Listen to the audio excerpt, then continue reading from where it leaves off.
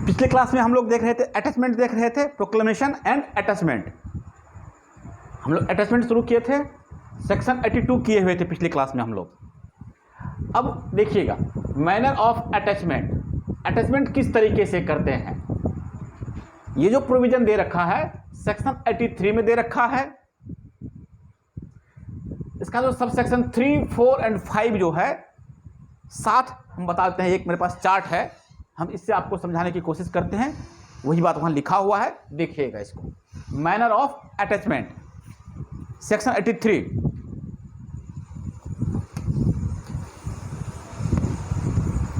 ये जो manner of attachment बता रहे हैं सेक्शन 83 का सब सेक्शन 3 में, 4 में एंड 5 में आप लोग वहां पे राइट डाउन कर लीजिए। जहां पे सब सेक्शन 3 है, 4 है और 5 है, साथ मिलकर हम बता देते हैं आपको मैनर ऑफ अटैचमेंट किस तरीके से अटैच करेंगे। अब सुनिएगा ध्यान से, तब चार्ट समझ में आ जाएगा। सब सेक्शन 3 पढ़ रहे हैं, section 83। If the property order to be attach, अगर प्रॉपर्टी को के लिए आदेश हुआ है कि उसको अटैच करना है प्रॉपर्टी को, इज ए डेट, अगर वह प्रॉपर्टी किस तरह का है, डेट है। डेट समझते हैं आप लोग, उधार है, उस प्रॉपर्टी पर कोई डेट है, कोई उधार है, ठीक है ना, कोई लोन है, कुछ भी इस तरह का अगर कोई चीज है, या फिर कोई अदर मूवेबल प्रॉपर्टी है, वो ध्यान समझिएगा बात को। जिस प्रॉपर्टी को अटैच करना है वो प्रॉपर्टी किस नेचर का है, तो डेट के नेचर का है, या फिर कोई मूवेबल प्रॉपर्टी है। उसको किस तरीके से अटैच करेंगे, तो उसको जब अटैच करेंगे तो ध्यान से समझिएगा, बाय सीजर। सीजर समझते हैं ना, ये वर्ड सुने ना, सीजर, जो सीज कर लेता है। आप गाड़ी लोन पर लेंगे, लोन जमा नहीं करेंगे, सीजर क्या करेगा, आके गाड़ी को सीज कर लेगा, उठा लेगा।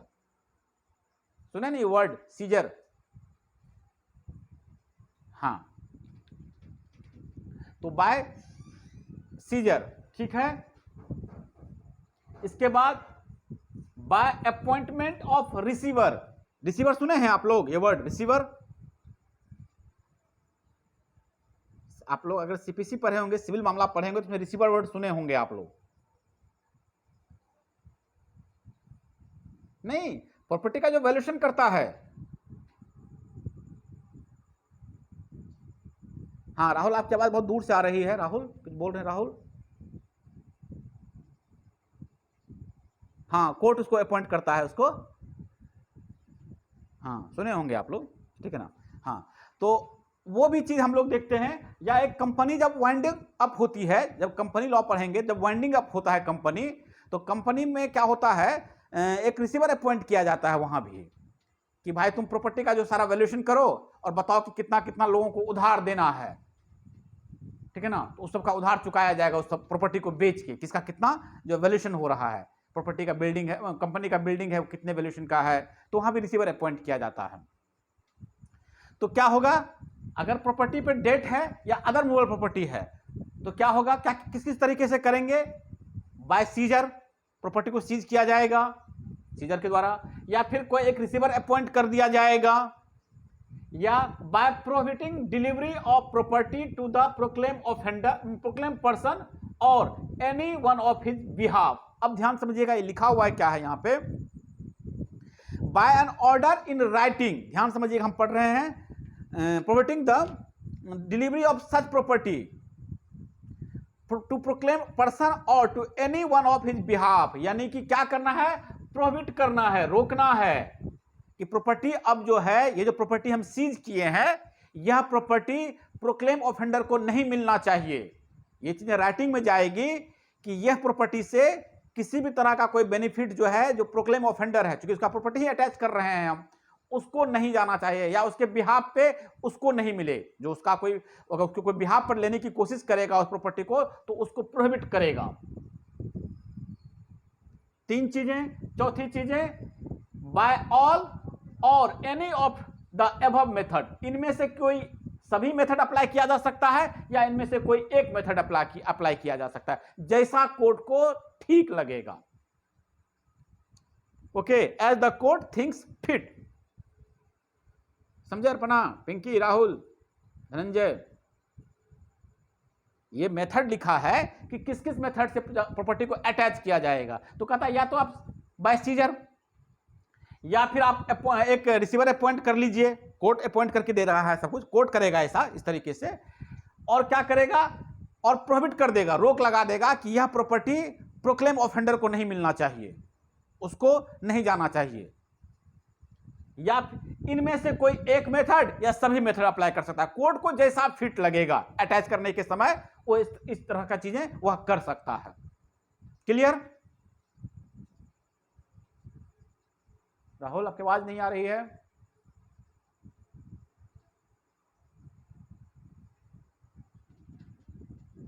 ये लिखा हुआ है, हाँ अभी पढ़े सबसेक्शन 3 में लिखा हुआ है। हम अभी 83 के सबसेक्शन 3 को पढ़ रहे हैं। देखिए आपको लिखा होगा ABC करके लिखा हुआ है, ABCD। ए में सीजर होगा, बी में ये लिखा हुआ है, सी में ये लिखा हुआ है, डी में ये लिखा हुआ है। हाँ हम डी के बारे में बात कर रहे हैं। इनमें से कोई एक मेथड या सभी मेथड जो कोर्ट को फिट लगेगा।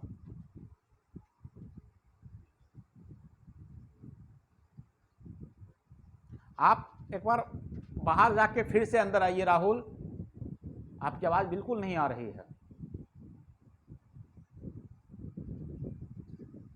हाँ बाय ऑल या तो सभी मेथड अप्लाई किया जाएगा, या एनी टू इनमें से कोई दो। सबका अलग अलग रोल है ना, सीजर सीज करता है, अपॉइंटमेंट है जो रिसीवर जो है वो वैल्यूएशन बताता है प्रॉपर्टी का, ठीक है ना। नहीं, हाँ एनी ऑफ टू मेथड। हाँ अच्छा एक बोल रहे थे तभी से हम, अच्छा ओके, अच्छा हाँ आवाज नहीं आ रही थी, हाँ चलिए ठीक, हाँ एनी जो कोर्ट को फिट लगेगा या तो सभी तरीका अपना लेगा, ठीक है ना, या इसमें से जो कोई दो तरीका अपनाना होगा अपना लेगा। क्या करेगा, सीजर सीज करके, ठीक है ना, प्रोहिबिट कर देगा कि क्या करना है, अब जो है प्रोक्लेम ऑफेंडर को ना मिले, या रिसीवर अपॉइंट कर देगा, रिसीवर उसका निगरानी कर देगा जो उसके प्रॉपर्टी को, और क्या करेगा प्रोहिबिट कर देगा कि नहीं देना है, या रिसीवर अपॉइंट करके क्या करेगा उस प्रॉपर्टी को सीज कर लेगा। तो कोई भी दो तरीका इनमें से, या फिर इनमें से सभी तरीका। राहुल क्लियर? अब क्लियर राहुल ना? हाँ चलिए ठीक, हाँ आवाज आ रही है आपकी, हाँ चलिए अच्छा, हाँ any two, sorry slip of tongue हो गया, चलिए ठीक। चलिए अब नेक्स्ट हम लोग आइए, अगर लैंड पेइंग रेवेन्यू है वो, यानी कि उस लैंड से रेवेन्यू जा रहा है किसको, स्टेट गवर्नमेंट को। ध्यान से समझिएगा, जिस प्रॉपर्टी को अटैच कर रहे हैं, मान लीजिए वो लैंड है और वो लैंड पेइंग रेवेन्यू है, रेवेन्यू किसको जाता है, स्टेट गवर्नमेंट को जाता है। Where property is land paying revenue to the state government, court तो आदेश दे दिया कि भाई इसको जो है अटैच करो, लेकिन वो लैंड पेइंग रेवेन्यू है, स्टेट गवर्नमेंट को जाता है उससे रेवेन्यू, तब क्या होगा, तब कौन अटैच करेगा। तब ध्यान समझिएगा इस चीज को, इसको अंडरलाइन कर लीजिएगा। It's attachment can be made through the collector, उस जिला का, जिस जिले में वह प्रॉपर्टी सिचुएटेड होगा, उस जिले का जो कलेक्टर होगा, ठीक है ना, collector of the district in which the land is situated, वो क्या होगा, उसके थ्रू से, उसके माध्यम से क्या होगा, प्रॉपर्टी अटैच किया जाएगा। ओके, यह हम पढ़ रहे हैं सबसेक्शन 4। हाँ अब उसमें कलेक्टर क्या क्या करेगा वो लिखा हुआ है, देख लीजिएगा। By taking position, by the appointment of receiver, ठीक है ना, by an order in writing prohibiting payment of the rent और डिलीवरी वगैरह जो भी चीजें हैं, यानी कि वो कलेक्टर के थ्रू से होगा। प्रॉपर्टी तो अटैच होगा ही होगा, बट कलेक्टर के थ्रू होगा वो, क्योंकि वो लैंड पेइंग रेवेन्यू है वो। क्लियर? ठीक है, हाँ। अब आइए नेक्स्ट 5 में क्या लिखा हुआ है, अगर सबसेक्शन 5 में कि अगर वो क्या है, इमूवेबल प्रॉपर्टी है, नहीं 5 में आ गए हम लोग ना, 5 में the property order to be attached consist of, हाँ 5 में है अगर वो लाइव स्टॉक है। लाइव स्टॉक समझते हैं आप लोग, इसका हिंदी कुछ की मुझे हिंदी नहीं आती है। हाँ जीव धन, हाँ जीव जंतु में गाय मवेशी वगैरह सब इस तरह का कोई चीज है। हाँ वेरी गुड, हाँ जीव धन, हाँ वेरी गुड हिंदी, हाँ लाइव स्टॉक हम लोग बोलते हैं उसको, गाय है मवेशी है कोई, या कोई ऐसी चीज है जो कि नष्ट होने वाला है, बहुत लंबे समय तक उसको सुरक्षित नहीं रखा जा सकता है। क्या है, अगर वो लाइव स्टॉक है या पेरिसेबल नेचर का है, पेरिसेबल मतलब होता है जो नष्ट होने वाला है, जो बहुत लंबे समय तक जिसको हम नहीं बचा के रख सकते हैं, तो उस कंडीशन में क्या होगा, इमीडिएट सेल का जो ऑर्डर पास किया जा सकता है। इमीडिएट सेल हम पढ़ देते हैं सब, देखिएगा। If the property order to be attach consist of live stock और is of a perishable nature, the court may, if it thinks is expedient, order immediate sale thereof, and in such case the proceeds of the sale shall abide to order of the court. Simple सा इसमें याद रखना है आप लोगों को कि अगर वो पेरिसेबल नेचर का है, लेकिन नष्ट होने वाला चीज है, या लाइव स्टॉक है, जीव जंतु मवेशी वगैरह सब है, तो उसको कोर्ट क्या कर सकता है, उसको सेल करने का ऑर्डर पास कर सकता है कि इसको इमीडिएट सेल करो, बेचो इसको। क्लियर? अर्पणा क्लियर? बोलिएगा। ओके, हाँ चलिए ठीक है। तो यही है हमारा मैनर ऑफ अटैचमेंट सेक्शन 83 के सब सेक्शन 3 में, 4 में, 5 में। ओके, अब यही चीज अभी तो पढ़े मूवेबल, अगर मूवेबल है प्रॉपर्टी, तो अगर इमूवेबल भी है, बता दे रहे हैं इसमें, अगर प्रॉपर्टी इमूवेबल भी है, कौन सा, सबसेक्शन 4 में, सबसेक्शन 4 में, if the property order to be attach is immovable, अगर प्रॉपर्टी इमूवेबल, ये चीजें थी, अगर इमूवेबल है तो बता दिए इसमें क्या था, पोजेशन ले लेगा उसका, जो है कोर्ट जो है उसको क्या करेगा, द लैंड इज क्या पढ़ देते, सुन लीजिएगा।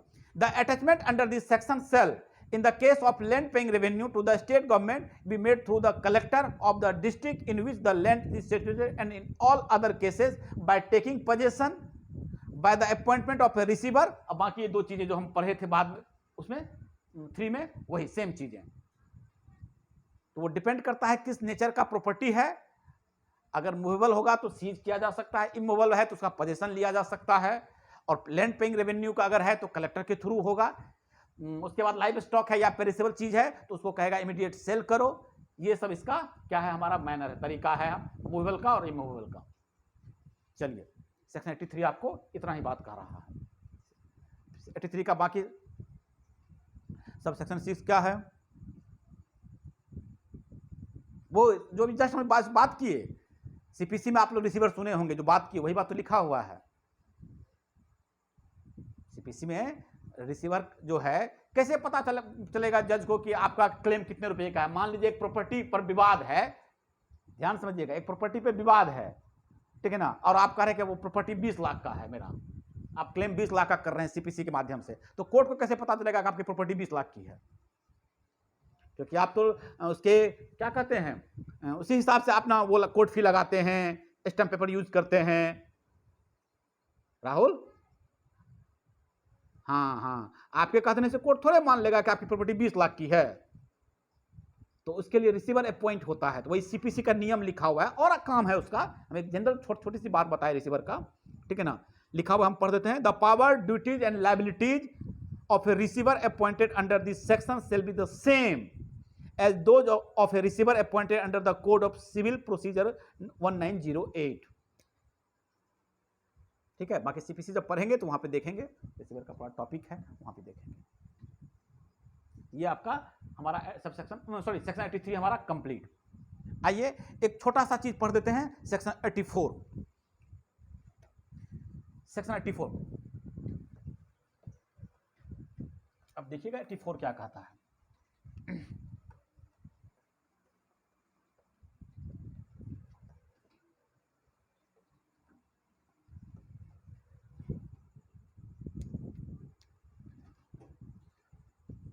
सेक्शन 84,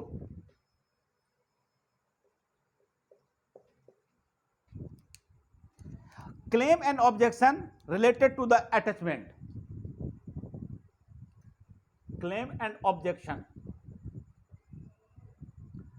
अब आप थोड़ा सा बात भूमिका बताते समझ में आ जाएगा ये सेक्शन क्या कहने वाला है। मान लीजिए कि कोर्ट ने ऑर्डर किया प्रॉपर्टी अटैच होना है, एक एक्स नाम का आदमी है, इसका प्रॉपर्टी अटैच होना है, ये वाला प्रॉपर्टी। एक ए नाम एक्स नाम का आदमी है, इसके पास ए नाम का एक प्रॉपर्टी है, इसको अटैच कर रहा है कोर्ट। अब क्या हुआ कि इस आदमी ने इस प्रॉपर्टी को मॉर्गेज किया हुआ था। अब ध्यान समझिएगा मेरी बात को, किसी से 20 लाख रुपया लोन ले लिया था और इस प्रॉपर्टी को मॉर्गेज कर दिया था। कोर्ट तो कह दिया कि इस प्रॉपर्टी को अटैच कर लो। तो अच्छा, मॉर्गेज क्यों किया जाता है? लोन को सिक्योर करने के लिए। तो ये आदमी तो सोच रहा है कि चलो भाई प्रॉपर्टी मेरे पास है, अगर नहीं देगा तो हम इसको बेच के अपना 20 लाख पूरा कर लेंगे। लेकिन कोर्ट का आदेश हो गया है कि इस प्रॉपर्टी को अटैच करना है। तो ये जो मॉर्गेजी है, जिसके पास मॉर्गेज किया गया है, उसका तो राइट खत्म हो जाएगा। राहुल, उसको तो दिक्कत आ जाएगी ना। हाँ, तो समझिएगा।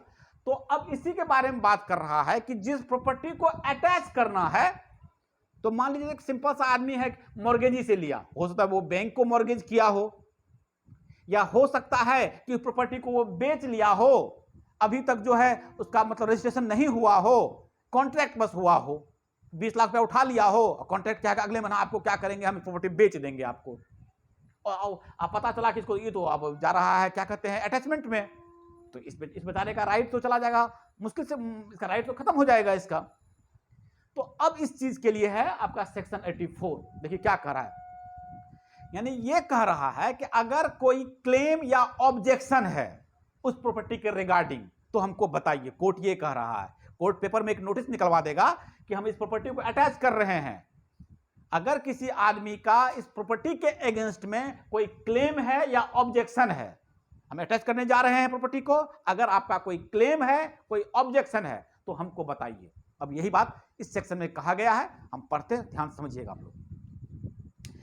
Any claim can be preferred with in 6 month. अब इसको अंडरलाइन कीजिएगा, ध्यान से हम पढ़ते हैं सेक्शन को। Sub section 1, if any claim is preferred to और objection made to the attachment of any property attach under section 83 में जिस प्रॉपर्टी को हम लोग अटैच कर रहे हैं, within 6 month from the date of such attachment by any person other than the proclaimed person on the ground that the claimant or objector has an interest in such property and that such interest is not liable to attachment under section 83, the claim or objection shall be inquired into and may be allowed or disallowed in whole or in part। अब देखिए कितना वही जो समझाए हैं, क्या लिखा हुआ है। कोर्ट क्या कह रहा है? कोर्ट कह रहा है कि हम आदेश निकाल दिए कि इस प्रॉपर्टी को हम अटैच करने जा रहे हैं, ठीक। आगे इसी सेक्शन में कह रहा है कि अगर इस प्रॉपर्टी के रिगार्डिंग, इस प्रॉपर्टी के अगेंस्ट में आपका कोई इंटरेस्ट है, कोई क्लेम है, ठीक है ना, या कोई ऑब्जेक्शन है कि आप इस प्रॉपर्टी को अटैच नहीं कर सकते हैं, 83 के तहत आप इस प्रॉपर्टी को अटैच नहीं कर सकते हैं। इसलिए नहीं कर सकते हैं कि ये प्रोक्लेम ऑफेंडर का है ही नहीं, ये प्रॉपर्टी वो बेच चुका है, प्रॉपर्टी मेरा है। तो अगर इस तरह का कोई ऑब्जेक्शन है जिस भी आदमी का, तो वह हमको विद इन 6 मंथ आके हमको बताए कि मेरा जो है क्लेम बनता है इस प्रॉपर्टी के अगेंस्ट में, और वो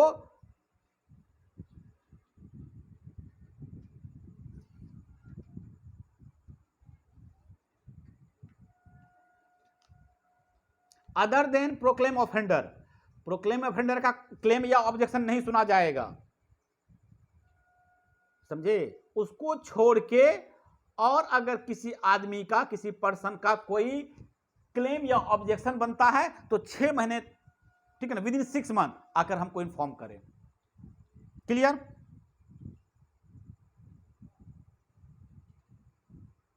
ओके,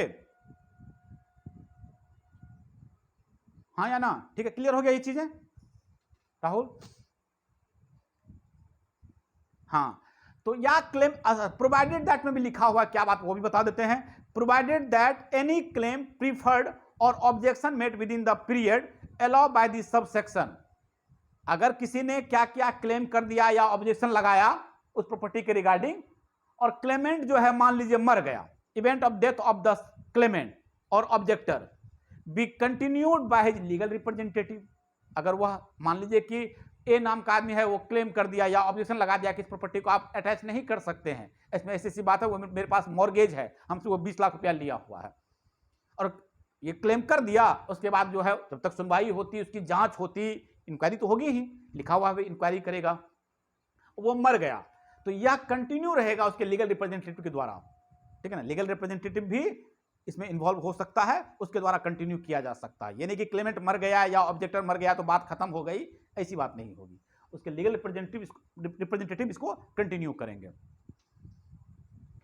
आइए सबसेक्शन 2 इसी का, क्लेम्स और ऑब्जेक्शन अंडर सबसेक्शन 1, यानी कि सबसेक्शन 1 में जो क्लेम किया गया है या ऑब्जेक्शन लगाया गया है, may be preferred or made in the court by which the order of attachment is issued, or if the claim or objection is in respect of property attached under the order endorsed under subsection 2 of section 83, the court of the CJM of the district in which the attachment is made।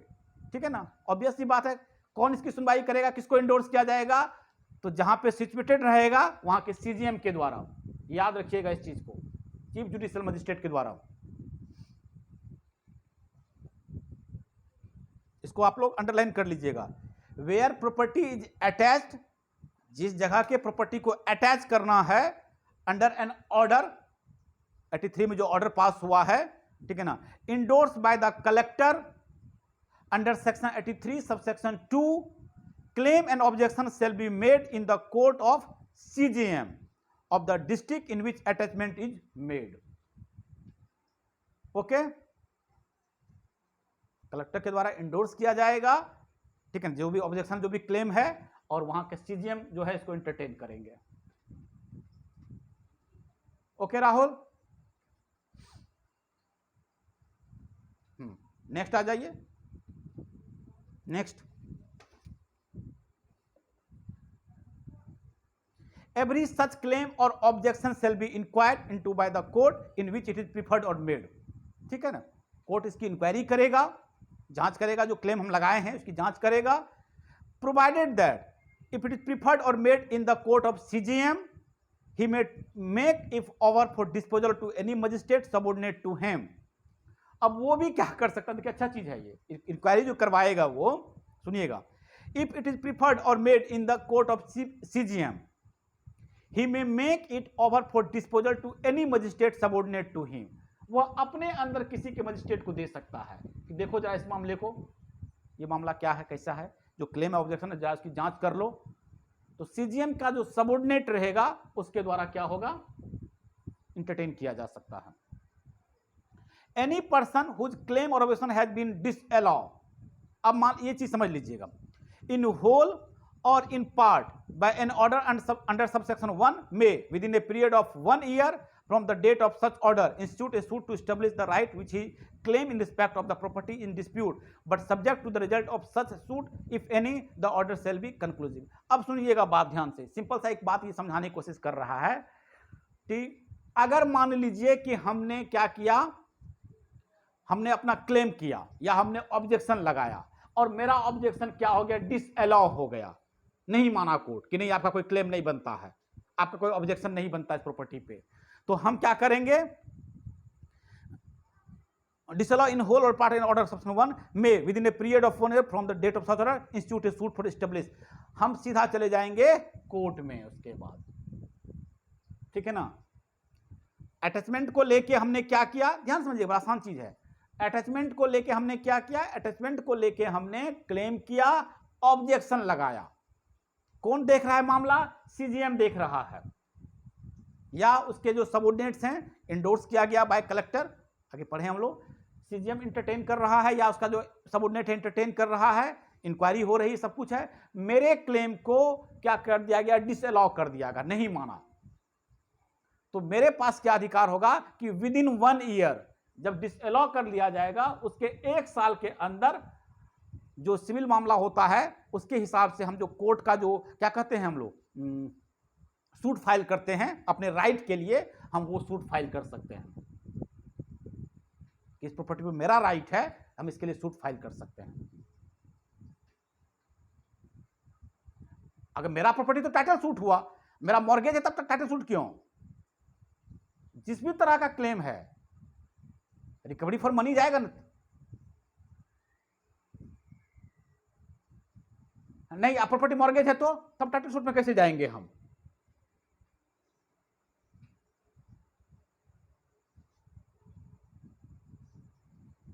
Claim सिर्फ नहीं, claim सिर्फ ownership को लेके नहीं, आप बात नहीं समझे। अगर प्रॉपर्टी मेरी है, मान लीजिए हमको बेच चुका है, ठीक है ना, ध्यान समझिएगा, वो प्रॉपर्टी बेच चुका है तो ठीक है, हम जाएंगे टाइटल सूट में जाएंगे। लेकिन प्रॉपर्टी अगर मॉर्गेज है तो हमको बेच के हमको सिर्फ पैसा चाहिए ना, 20 लाख रुपया मेरा। अरे हाँ, रिकवरी फॉर मनी तब जाएंगे हम ना सूट। तो जिस भी तरह का मेरा सूट है, ये समझिए बात को, तो हम अपने राइट्स के लिए हम सिंपल सा कोर्ट में चले जाएंगे, राइट के लिए, मेरा जो भी राइट है, चूंकि सीजीएम यहां डिसअलाउ कर दिया है, मेरे प्रोक्लेम वो उसको वो अटैचमेंट के अगेंस्ट में हम क्लेम किए थे, वो डिसअलाउ हो गया, तो हम अपने राइट के लिए अब कोर्ट जाएंगे विद इन 1 ईयर। ठीक है राहुल? हाँ, बस इतनी सी बात ये समझा रहा है आपको।